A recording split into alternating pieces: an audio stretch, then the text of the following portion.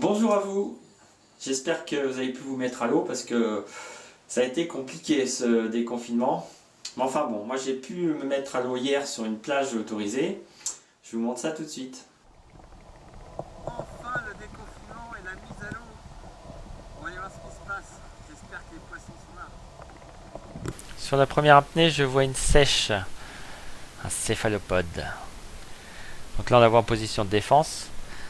Alors, il y a deux types de sèches. Il y a celles qui se reproduisent au mois de mars et celles qui se reproduisent au mois de septembre. Alors, c'est la même espèce, mais il y a deux types. C'est comme ça, c'est un des mystères de la nature.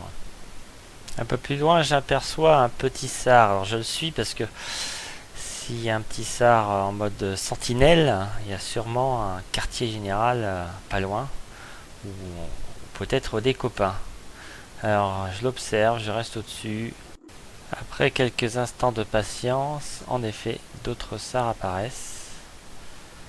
Mais bon, ils sont pas très gros, sympa quand même, pour une première sortie. Là on les voit qui claquent de la queue en fait, et je suis descendu sur le caillou, ils m'ont vu, et donc ils se mettent en signaux d'alerte. On aperçoit qu'il y a des vérades et sards à tête noire. Alors ça c'est pas courant chez nous, c'est plutôt un poisson de Méditerranée. Mais là il y en a, on les voit avec leurs petites marques noires sur la tête et sur la queue. Ah bah voilà, moi qui pensais faire une sortie tranquille tout seul, voilà les copains des sables. Cyril et Geoff Spearfishing. Voilà.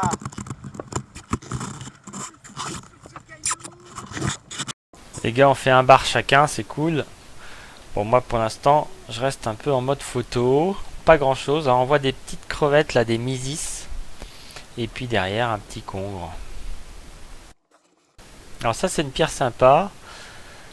Mais hélas ça fait 2 fois que je viens et 2 fois qu'il n'y a pas grand chose. Alors d'ailleurs il fait sombre, je vois rien. Je suis obligé de regarder l'écran de la caméra pour pouvoir voir parce que la caméra éclaircit bien. Moi je vois rien du tout. Et il y a juste un petit congre et des tacos.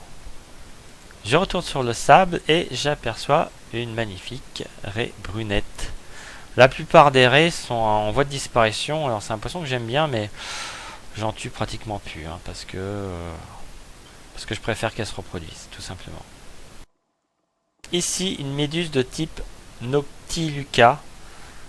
Alors plus elles sont petites, plus elles sont colorées, plus elles sont méchantes. Alors pourquoi Noctiluca? En fait si on tapote dessus la nuit elle s'éclaire, elle devient lumineuse. L'eau est fraîche, c'est l'ambiance printanière, il y a encore plein d'animaux en reproduction. Ici donc une autre raie. Alors, je vais pouvoir m'approcher un peu, faire une macro. On voit bien les épines courbées qui partent du dos et descendent vers la queue. Voilà, là elle hésite à partir.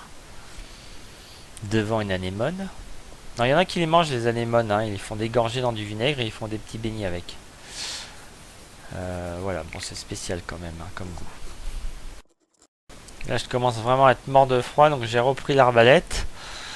J'ai la chance de croiser 3 jolis sards au détour d'un rocher. Bon, je suis content, j'ai réussi à en piquer un. Et je pense que je vais pas tarder à rentrer parce que je suis gelé.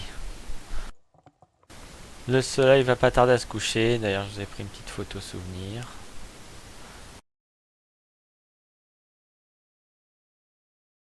Petite sortie sur Sapa, je suis vraiment fatigué. Ça fait du bien de retourner à la mer, mais il va falloir reprendre la forme progressive. Voilà, c'était ma petite sortie d'hier. J'ai encore cassé de partout. 5 mois sans plonger, c'est dur. C'est là qu'on voit que les entraînements, ça sert à quelque chose. Si vous voulez aller à la mer et vous ne savez pas trop où vous mettre à l'eau, que ce soit en Vendée ou ailleurs, n'hésitez pas à aller voir le site de mon ami Hugues Maldan, lechasseursousmarin.com. Vous retrouverez la zone où j'étais hier et plus de 300 autres. Je vous dis à bientôt.